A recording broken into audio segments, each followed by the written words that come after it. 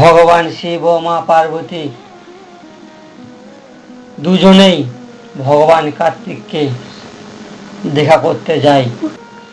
মা পার্বতী ভগবান কার্তিককে শুক্লপক্ষের তিথিতে যায়, আর ভগবান শিব কৃষ্ণপক্ষে তিথিতে ভগবান কার্তিকের সঙ্গে দেখা করতে যায়। এইভাবেই ভগবান শিব ও মা পার্বতী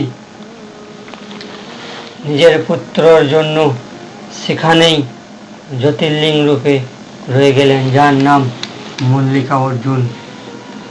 সন্তানের জন্য মাতা পিতা সব দুঃখ কষ্ট সহ্য করে, সব সুখ ত্যাগ করে সন্তানের ইচ্ছাতেই মোহিত হয়ে থাকে।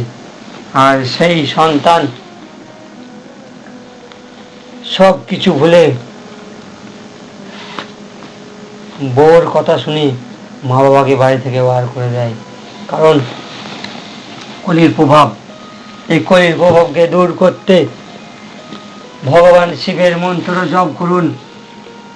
এই মন্ত্র সব পাপকে শেষ করে দেয়। শ্রী শিবায় নমস্তুভ্যম। ওং নমঃ শিবায়, ওং নমঃ শিবায়, নমঃ শিবায়। এই মন্ত্রগুলি ভগবান শিবের জপ করলে সব পাপ থেকে মুক্তি পাওয়া যায়।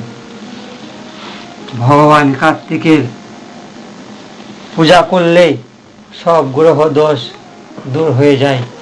কার্তিক মাসে কৃতিকা নক্ষত্রে পূর্ণিমাতে,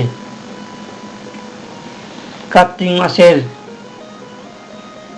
পূর্ণিমাতে, কার্তিক মাসে যে কার্তিকা পূর্ণিমা হয় কৃতিকা নক্ষত্রে, সেই পূর্ণিমাতে ভগবান কার্তিকের পূজা করলে সব পাপ নাশ হয়ে যায়, পিতৃদোষ দূর হয়ে যায়। তাই ভগবান শিবের, মা পার্বতীর, ভগবান গণেশের ও সিদ্ধি ও বুদ্ধি, ক্ষেম লাভ, আরও অনেক পুত্র নিয়ে ভগবান শিব পরিবারে রয়েছে। শিব শুধুমাত্র শিব পরিবারেই একসঙ্গে রয়েছে। আর এই জগতে কোনো সংসারেই এক পরিবারে নেই। কারণ যে ব্যক্তি নিজের সংসারকে, নিজের পরিবারকে একসঙ্গে রাখার চেষ্টা করে, সে ভগবান শিবের উপায় করবে, ভগবান শিবকে জল অর্পণ করবে, দুধ অর্পণ করবে, তাহলেই তাদের পরিবারে সবাই মিলে একসঙ্গে থাকবে। ভগবান গণেশও সিদ্ধি বুদ্ধির পূজা করবে, সে সুখ সমৃদ্ধি পাবে। কেউ যদি মনে মনে ভাবে যে পরিবার একসঙ্গে রাখবো, সে এইসব কাজ করে দেখতে পারে। কমসে কম 5 সোমবার, না হলে 1 মাস করে দেখুন। ধীরে ধীরে বুঝতে পারবেন কীভাবে ফল দিচ্ছে ভগবান শিব। ভগবান শিব ত্রিলোকীর নাথ, এই জগতের নাথ। এই ভগবান শিব ও মা পার্বতী ও ভগবান গণেশ, ভগবান কার্তিকের লীলা যে স্মরণ করে, সে এই জগতের সম্পূর্ণ পাপ বিনাশ করে ফেলে, সুখ সমৃদ্ধি লাভ করে।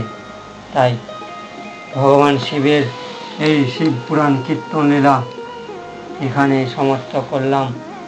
হর হর মহাদেব, ওং নমঃ শিবায়।